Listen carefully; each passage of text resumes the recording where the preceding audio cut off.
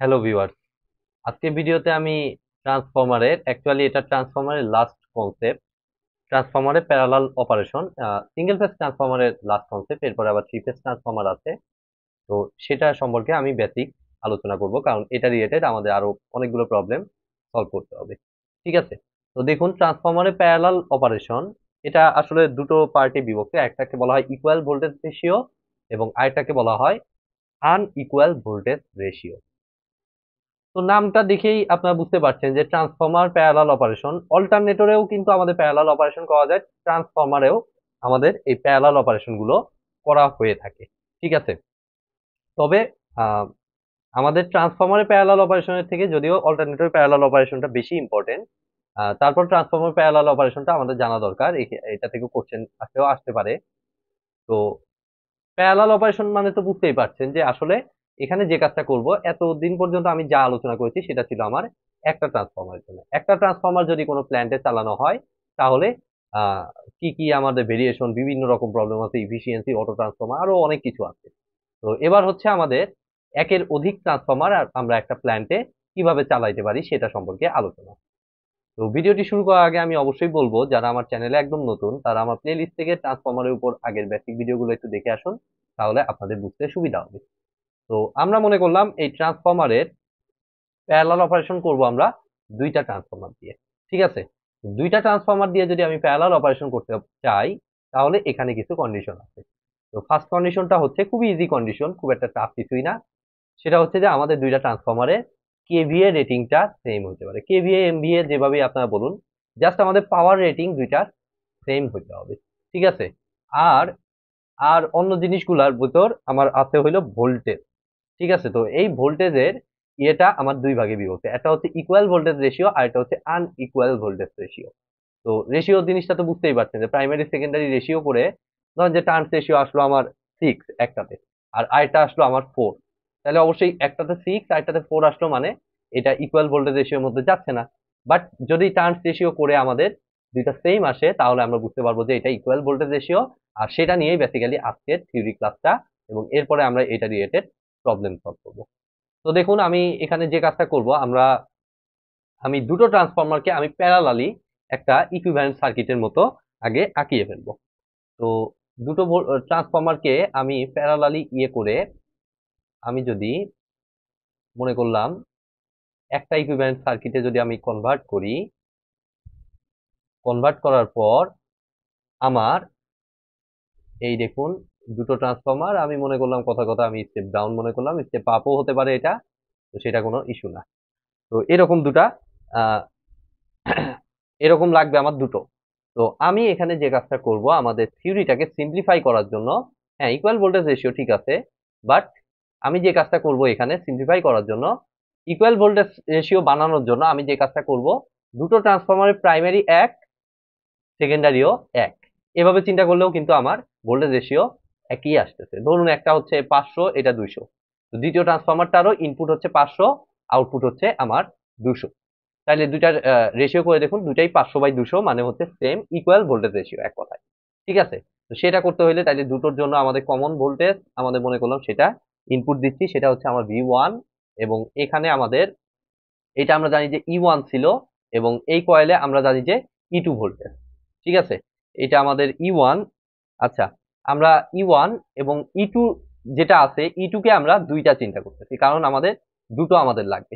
Impedance তো আবার আমাদের কম বেশি হতে পারে, তো ইম্পিডেন্সের কথা কিন্তু এখনো আমি কিছু বলি নাই।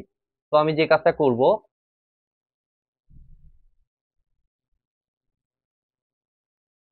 এই দেখুন, তাইলে এই দুটোই হচ্ছে E2, একটা হচ্ছে প্রথম ট্রান্সফরমারের জন্য আর একটা হচ্ছে সেকেন্ড ট্রান্সফরমারের জন্য। তো এটাকে আমি মনে করলাম ধরুন যে ইয়ে মনে করলাম, অর্থাৎ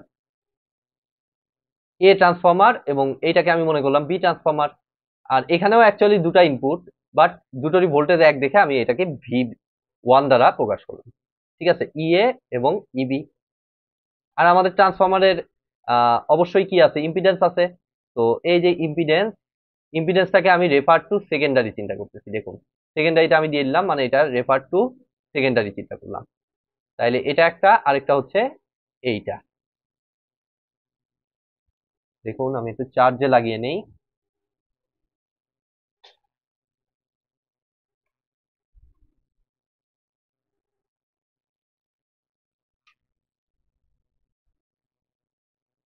তো দেখুন আমাদের একটা হচ্ছে, তাহলে এই দুটাকে আমি কি করতেছি, প্যারালাল করতেছি, মানে এই দেখুন প্যারালালি আমি কিন্তু কানেকশন দিয়ে দিচ্ছি। ঠিক আছে, দেওয়ার পর ফাইনালি এখানে আমাদের লোড আমার মনে করলাম একটা চালাচ্ছি, একের বেশিও লোড এদিকে হতে পারে। তো আমি এখানে মনে করলাম একটা লোড আমি চালাবো, সিম্পলিসিটির জন্য আমরা একটা লোড আমি চিন্তা করলাম। ঠিক আছে, তাহলে এইটার ইম্পিডেন্স হচ্ছে আমার কত, জেড এর মনে করলাম ইম্পিডেন্সটা আনইকুয়াল হতে পারে, আবার ইকুয়ালও হতে পারে। তো আমি মনে করলাম আনইকুয়ালি এখানে ধরতেছি, আমাদের ফর্মুলা আমি আনইকুয়াল হিসেবেই আমি আনার চেষ্টা করবো। তাহলে এটা জেড বি, আর এইখানে যে আউটপুটটা পাচ্ছি এটা হচ্ছে আমাদের লোড, আর এই আউটপুটটাকে আমি মনে করলাম ভি টু। ঠিক আছে, তাহলে এইটা হচ্ছে মোটামুটি আমাদের এই ইকুয়াল ভোল্টেজ রেশিও অনুযায়ী আমাদের ইকুইভ্যালেন্ট সার্কিটটা। তো এটা থেকে আমি যে কাজটা করব, আমি এখান থেকে জাস্ট সেকেন্ডারি সাইডে যেহেতু আমাদের সকল চেঞ্জ আমি দেখতে পাচ্ছি, তো সেকেন্ডারি সাইডের একটা ইকুইভ্যালেন্ট একটা সার্কিট আঁকাবো। ঠিক আছে, তো এটা দেখে দেখে আমরা যদি সার্কিটটা আঁকাই, তাইলে আমরা যে কাজটা করব, যেহেতু ভি ওয়ান সেম দুটো ট্রান্সফরমারের জন্য, তাহলে অবভিয়াসলি ইএ এবি ইবিটাও আমার কি হবে, সেম হবে। যেহেতু এটা এই যে সেকেন্ডারি জাস্ট ইয়েটা আউটপুটটা, সেকেন্ডারি জাস্ট ইনপুটটা, দ্যাট মিনস এটা যেহেতু আমরা সেম ভোল্টেজ ধরছি, আমাদের ইকুয়াল ভোল্টেজ রেশিও হইতে হইলে আমাদের কি হবে, ইএ এবং ইবির ভ্যালুটা অ্যাকচুয়ালি ইকুয়াল হবে। অর্থাৎ দুটোরই ভোল্টেজ আমি বলতে পারি ই। তাহলে এই দুটা যেহেতু প্যারালালি আমার কানেকশন আছে, কানেক্টেড আছে, তো এই দুটা মিলায় আমি একটা কমন ভোল্টেজ, যেটাকে আমি মনে করতেছি ই এ ই মনে করতেছি। ঠিক আছে, কমন ভোল্টেজ আমি সেটাকে কি মনে করলাম, ই মনে করলাম। এবং আমি প্যারালালি কি দিয়ে দেবো, একটা দিব জেড এ,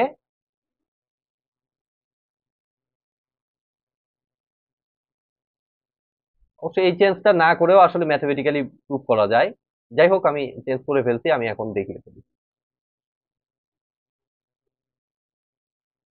ইকুয়াল ভোল্টেজ রেশিও, এদিক দিয়ে আমার কি লোড, আমি জাস্ট দেখুন এখন সেকেন্ডারি ব্রাঞ্চটা চিন্তা করতেছি, জাস্ট আর কিছুই না, জাস্ট সেকেন্ডারি ব্রাঞ্চটা কিন্তু রিমেম্বার।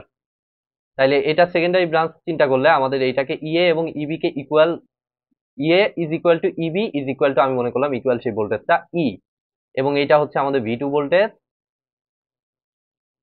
এটা প্লাস মাইনাস। তাহলে এদিক থেকে আমার দেখুন আই টু কারেন্ট, তাই না, যদিও এখানে আমাদের আই দ্বারা প্রকাশ করা আছে, যেহেতু আমাদের এটা আমি আই দ্বারাই প্রকাশ করলাম।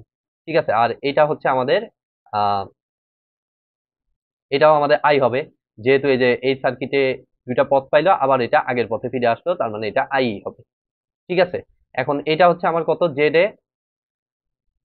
এটা হচ্ছে আমার জেড এ ইম্পিডেন্স, আর এটা হচ্ছে আমাদের জেড বি। এখন দেখুন কারেন্ট আমার চলাচলের পথে দুটো রাস্তা পাইলো।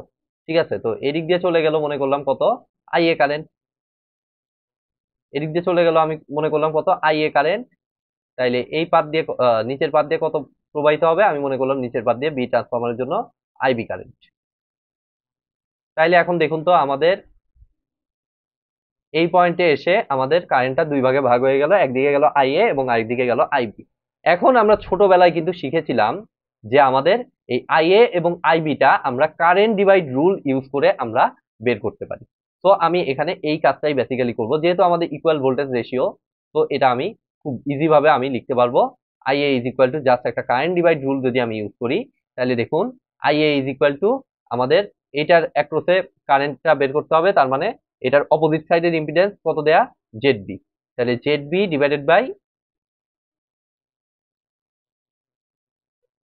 আমাদের কত, Z A plus Z B, total impedance হচ্ছে Z A plus Z B, into ভাগ হয়েছে কত থেকে, আমাদের আই থেকে আমার ভাগ হয়েছে, মেইন কারেন্ট ছিল, মূল কারেন্ট ছিল আমাদের আই, দ্যাট মিনস এইখানে আই দিয়ে দিলাম। ঠিক আছে, একইভাবে আমরা আইবি সমানও বলতে পারি কত, আইবি বললে অবশ্যই অপোজিট সাইডের ইম্পিডেন্সটা কত, জেড এ, জেড এটা উপরে, তাহলে উপরে দিয়ে দিলাম divided by Z A plus Z B, Z A plus Z B, Z A plus Z B into মূল কারেন্ট হচ্ছে আমার আই। ঠিক আছে, এখন দেখুন আমি যে কাজটা করব, আমি একটা সিম্পল একটা কাজ করব, সেটা হচ্ছে উভয় পক্ষকে ভি টু দ্বারা গুণন করব। ঠিক আছে, উভয় পক্ষকে আমি ইকুয়েশনের দুই সাইডে আমি উভয় পক্ষকে আমি জাস্ট যে কাজটা করব, আমাদের V2 দ্বারা গুণন করব। তাহলে এটা হচ্ছে V2 into IA,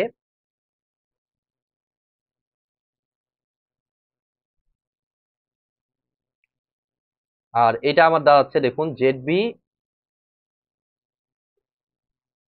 divided by ZA plus ZB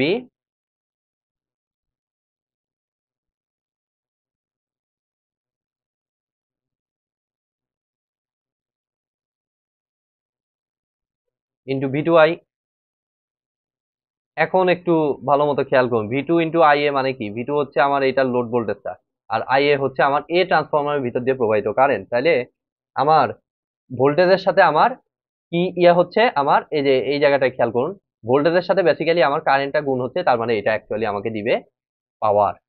ঠিক আছে, কমপ্লেক্স পাওয়ার এস, যেহেতু এটা এ ট্রান্সফরমারের জন্য কারেন্ট, তো এটা এস এ হবে অ্যাকচুয়ালি। ঠিক আছে, তাহলে S A is equal to আমরা পাচ্ছি Z B divided by Z A plus Z B, Z A plus Z B into, এবার পালা হচ্ছে আমাদের ভি টু আইটা কত হবে। তো ভি টু আইটা দেখুন, খেয়াল করুন, আই হচ্ছে মূল কারেন্ট, মূল কারেন্ট মানে কি? আমাদের total V two into I মানে, তার মানে টোটাল পাওয়ারটা। ঠিক আছে, তাই টোটাল পাওয়ারটা আমাদের হচ্ছে অ্যাকচুয়ালি, যেহেতু আইটা টোটাল পাওয়ারটা, টোটাল কারেন্টটা, তাহলে এটা অ্যাকচুয়ালি হবে টোটাল অ্যাপারেন্ট পাওয়ার এস। অর্থাৎ এখানে যে জিনিসটা হবে, ধরুন যে দুটো 100 কেভি এর ট্রান্সফরমারকে আপনি প্যারালাল অপারেশন করবেন। ঠিক আছে, 100 কেভি এর ট্রান্সফরমারকে আপনি প্যারালাল অপারেশন করবেন, কথার কথা, পাওয়ার ফ্যাক্টর থাকতে পারে। তো আমি আলোচনার সুবিধার জন্য, মানে বোঝানোর সুবিধার জন্য আমি এখানে যে কাজটা করবো এটাকে এক্সপ্লেন করার জন্য, সেটা হচ্ছে যে আমাদের পাওয়ার ফ্যাক্টর অ্যাঙ্গেলটাকে আমি এখানে বিবেচনা করলাম না, মনে করুন। ঠিক আছে, তাইলে মনে করুন যে 100 কেভি এর দুটো অংশ, 100 কেভি এর ট্রান্সফরমার দুটোই 100 কেভি, যখন এইভাবে কানেক্টেড থাকবে, তখন আমাদের প্যারালালি যখন কানেক্টেড থাকবে, তখন কিন্তু আর প্রত্যেক ট্রান্সফরমার 100 করে নিবে না, তখন কিন্তু এটা ভাগ হয়ে যাবে ইম্পিডেন্স রেশিও অনুযায়ী। ঠিক আছে, তো এখানে কিন্তু প্রত্যেকটা ট্রান্সফরমারের উপর এক্সট্রা প্রেসারটা কম লাগতেছে। ঠিক আছে, যদি 100 কেভি এর ট্রান্সফরমার হয় প্যারালাল অপারেশনে, এটা কিন্তু একটা অ্যাডভান্টেজ বলতে পারেন। দেখা গেল আপনি একটা ট্রান্সফরমার চালাচ্ছেন, ঠিক আছে, তো কথার কথা এই কেভিএ রেটিং কতটুকু ইউটিলাইজ হচ্ছে সেটা তো লোডের উপর নির্ভর করে। ঠিক আছে, তো লোডটা হিউজ পর্যায়ে গেল, ধরেন যে 100 কেভি এর সমানই পাওয়ারটাই আমার এদিক থেকে সাপ্লাই করতে হবে। তখন কি হবে, যখন একটা ইয়ে থাকবে, তখন কি হবে যে এটার উপর 80-90% এটা লোডের উপর নির্ভর করতেছে, 80-90% লোডও পড়তে পারে, 100% লোডও পড়তে পারে, ওভারলোডও হতে পারে। তাহলে কি হবে যে ওভারলোড যদি হয়, তাহলে অবশ্যই ওভারলোড হয় বা যত বেশি লোড দিবেন তত বেশি ওয়াইন্ডিং এর উপর প্রেসার পড়বে, স্বাভাবিকভাবে তত বেশি প্রেসার পড়বে। আপনি নর্মালি আছেন, আপনি ধরেন যে আপনি কি করতে পারেন যে 10 ঘন্টা আপনি পড়তে পারেন, এটা আপনার রেটিং, কথার কথা। তো আপনি যদি প্রতিনিয়ত 10 ঘন্টায় পড়েন, তাহলে আপনার কি হবে যে আপনার উপর প্রেসারটা অনেক বেশি হবে। আর যদি প্রতিদিন দেখা গেল যে আপনি 5 ঘন্টা পড়েন, তাহলে আপনার উপর মাথাটা কি থাকবে, যে ফ্রেশ থাকবে। এখানেও ঘটনাটা লাইক অনেকটা এরকম। ঠিক আছে, 100 কেভি এর ট্রান্সফরমার দুটোই, তার একটা, যদি একটা কানেক্টেড থাকে, যে কোনো একটা কানেক্টেড থাকতো, তাহলে দেখা যেত যে 100 কেভিও পড়তে পারতো, তার কমও পড়তে পারতো, বা বেশিও হতে পারতো। বাট যখন প্যারালালি আপনি দিচ্ছেন, তখন এই যে ইম্পিডেন্স রেশিও অনুযায়ী আমাদের কিন্তু প্রত্যেকটার উপর কন্ট্রিবিউশন কমে যাচ্ছে। অর্থাৎ ধরুন যে 100 কেভিএ আমার টোটাল এই জায়গায় লোড, সেখানে দেখা গেল এটা নিল 50, নিচেরটা নিল 30, তার মানে এইরকম ভাবে এই জিনিসটা কমিয়ে ফেলতে পারে, কেননা এই রেশিওটা আমরা দেখতে পাচ্ছি <1। ঠিক আছে, তাইলে আমরা এই জিনিসটা কিন্তু খুব ইজি ভাবে বুঝলাম। একইভাবে এই জায়গাতেও সেম কাজ করব, ভি টু ইন্টু আইবি, উভয় পক্ষকে ভি টু দ্বারা গুণন, তাহলে V two into IB is equal to Z A divided by, অর্থাৎ সিম্পলি কারেন্ট ডিভাইডের মতোই, জাস্ট পাওয়ারের ডিভাইড প্যারালাল অপারেশনে, এই যা, আর কিছু না, S B into I, V two into IB. তাহলে এখানে বেসিক্যালি আমাদের ফাইনাল ফর্মুলাটা আমরা পাচ্ছি, ভি টু ইন্টু আইবি মানে আমাদের কত, এস বি, বি ট্রান্সফরমারের উপর কতটুকু লোড পড়তেছে সেটা, আর এখানে আমার দেওয়া আছে Z A divided by Z A plus Z B into আমাদের টোটাল এস, টোটাল কতটুকু পাওয়ার লোডের জন্য লাগবে। তাহলে এইটা দ্বারা আমরা মেইনলি ইকুয়াল ভোল্টেজ রেশিও এটার প্রবলেম গুলো সলভ করবো, এই দুটা ফর্মুলার হেল্প নিয়ে, আর কিছুই না। তো আজকের মতো ভিডিওটি আমি এখানেই শেষ করে দিচ্ছি। ভিডিওটি যদি ভালো লেগে থাকে অবশ্যই ভিডিওতে একটি লাইক দিবেন, বন্ধুদের সাথে বেশি বেশি শেয়ার করবেন, আর চ্যানেলে নতুন হয়ে থাকলে অবশ্যই চ্যানেলটি সাবস্ক্রাইব করবেন। ধন্যবাদ।